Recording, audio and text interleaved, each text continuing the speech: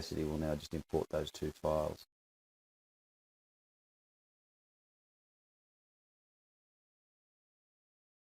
Tracks, here we go.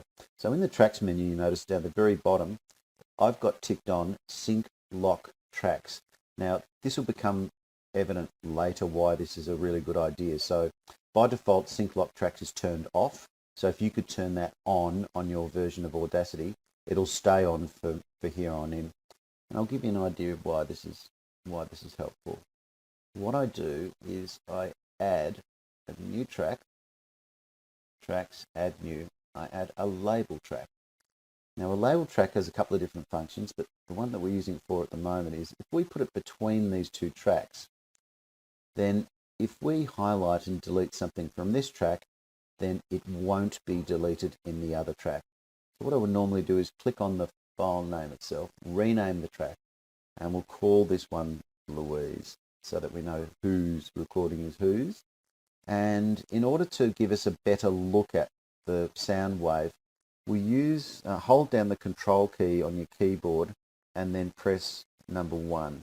And control 1 actually zooms in on the sound wave. I'm not sure if you can see that going on there. But we're gradually zooming in closer and closer. Right, so now we've got to try and line these things up because they started their recording at a different point in time. So what I tend to do, Giuseppe, with these ones is once I've established which one is Jules' track, I'll skate forward normally a couple of minutes. There's normally a couple of minutes worth of preamble where that's normally, that sort of stuff is normally laughter. That's how laughter tends to look. So 3, 2, 1. Okay, so takes a little bit of mucking around to find out where these starting points are, but we've now found Jules' count in at 3, 2, 1. Just play that again. So 3. Okay, so what I normally do here, Giuseppe, is I'll actually mark that at 3. Now, on the keyboard, in order to create a little label in the file, and you'll find these things infinitely helpful, is we hold down the control key and press B for Bob. And then usually I just note here 3, 2, 1. So this is to just, I'm holding down my trackpad, so basically the shift key, highlighting a range of sound.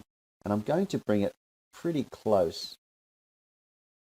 And you'll notice here as I just came up to the next 3, 2, 1, can you see that's turned the cursor yellow? Beautiful.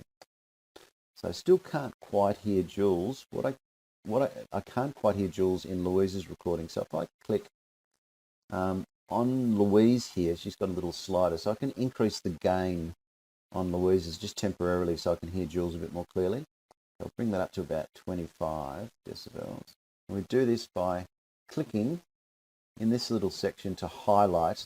So we're going to highlight all of Jules' recording, and then we're going to click in the same spot for Louise and highlight all of her recording.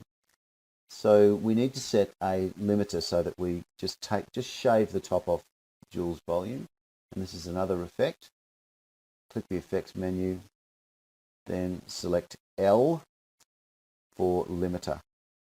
Click limiter, and what this will do, it will take the maximum, it will give Jules a maximum of -4 dB, and you'll notice that it'll trim the peaks and troughs on the sound wave. So we'll just apply this. -4 is the value that I always use. So this is going to apply to both recordings. Okay. Yes. So how it translates is that. Okay, now we've got one of the interesting bits to do here. So we have a bit of what we call crosstalk, where both of them are speaking at the same time. So let's just handle this little section here. To the real world business. Yes. So how it translates is that. Okay, so let's just listen only to Louise's track here. Let's see how it sounds from here.